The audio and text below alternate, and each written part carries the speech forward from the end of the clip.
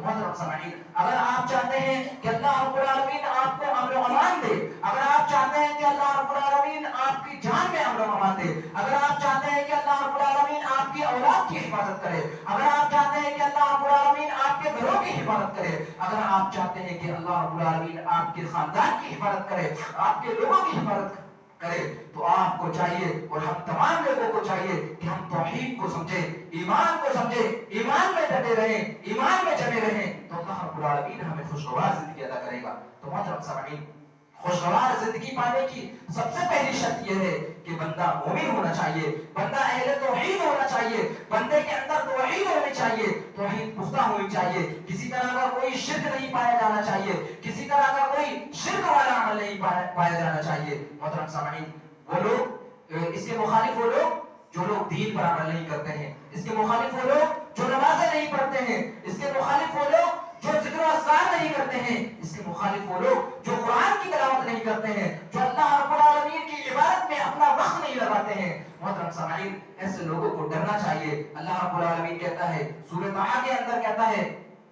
وَمَنْ أَعْرَضَ عَنْ ذِكْرِي فَإِنَّ لَهُ مَعِيشَةً ضَنكًا وَنَحْشُرُهُ يَوْمَ الْقِيَامَةِ أَعْمَىٰ۔ محترم سامعین، اللہ رب العالمین ایسے لوگوں کو ڈراتے ہوئے کہتا ہے، اللہ رب العالمین ایسے لوگوں کو تنبیہ کرتے ہوئے کہتا ہے جو لوگ نمازیں نہیں پڑھتے ہیں، جو لوگ اللہ رب العالمین کی عبادتیں نہیں کرتے ہیں، جو لوگ اللہ رب العالمین کا ذکر و اذکار نہیں کرتے ہیں، جو لوگ اللہ رب العالمین سے دعائیں نہیں کرتے ہیں، جو لوگ قرآن کی تلاوتیں نہیں کرتے ہیں، جو لوگ یوں ہی جو ہے جانوروں کی طرح زندگی گزار رہے ہیں، اللہ رب العالمین ایسے لوگوں کو تنبیہ کرتے ہوئے کہتا ہے وَمَنْ أَعْرَضَ عَنْ ذِكْرِي فَإِنَّ لَهُ مَعِيشَةً ضَنكًا، کہ جو لوگ، وہ شخص جو میرے ذکر سے اعراض کرے گا، اور مفسرین کرام کہتے ہیں یہاں ذکر سے مراد دین ہے، یہاں ذکر سے مراد اللہ رب العالمین کی عبادت ہے، اللہ رب العالمین کا دین ہے۔ جو لوگ اللہ رب العالمین کے دین سے اعراض کرتے ہیں، جو لوگ اللہ رب العالمین کے لیے نمازیں پڑھنے سے منہ موڑ لیتے ہیں، جو لوگ مسجدوں میں نماز پڑھنے کے لیے نہیں آتے ہیں، جو اللہ رب العالمین کا ذکر و اذکار نہیں کرتے ہیں،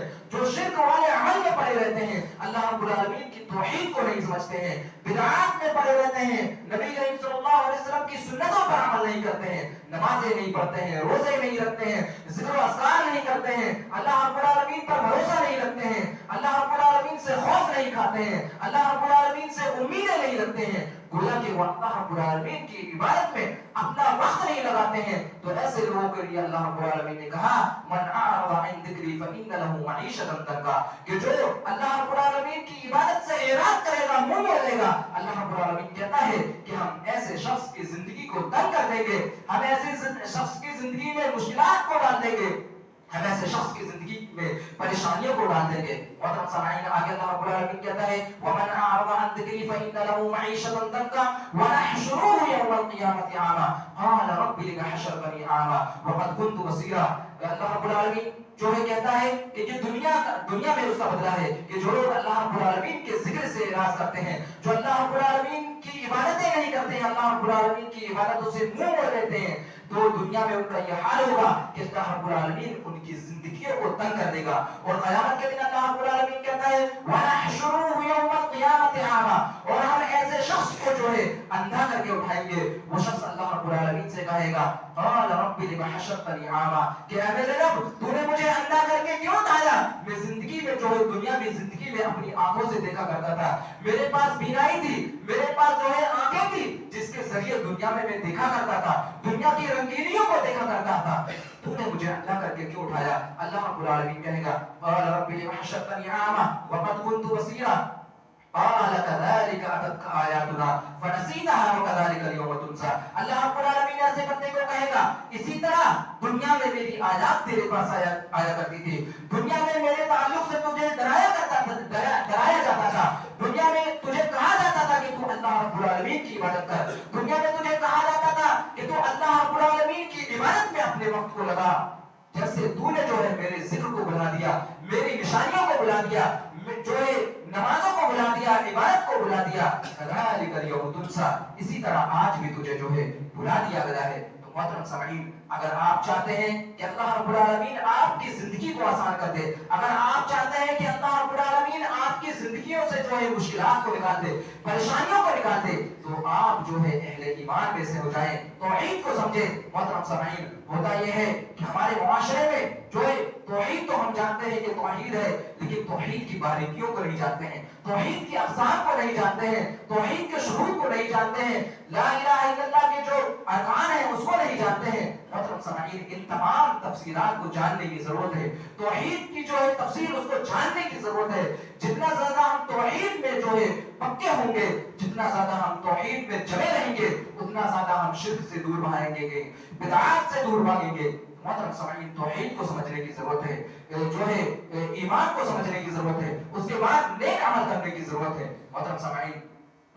ये हुआ जो है कि अगर हम नेक अमल करते हैं, अहले ईमान में से होते हैं, अहले तौहीद में से होते हैं, तो अल्लाह रब्बुल आलमीन हमारी जिंदगी को आसान करेगा। अल्लाह रब्बुल आलमीन हमारी जिंदगी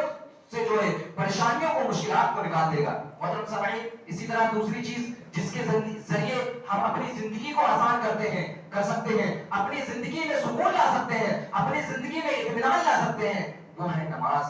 मोहतरम सामीन, तौहीद के बाद जो सबसे अहम चीज है, तौहीद के बाद जो दीन का दूसरा रुकन है, वो नमाज है। मोहतरम सामीन, नमाज की बहुत ज्यादा अहमियत है। नमाज की इतनी ज्यादा अहमियत है कि यहाँ तक कि नबी करीम सल्लल्लाहु अलैहि वसल्लम ने कह दिया कि जो है इस्लाम और कुफ्र के दरमियान जो फर्क करने वाली चीज है वो नमाज है, कि इंसान अगर नमाज पढ़ रहा है तो वो इस्लाम में है,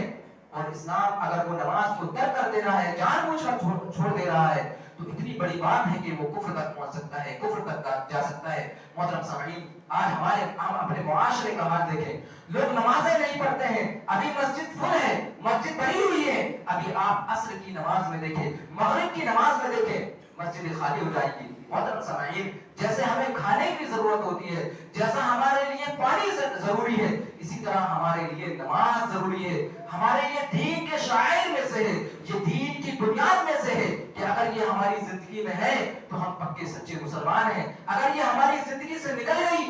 तो हम कैसे मुसलमान हैं। मोहतरम सामीन, ये दीन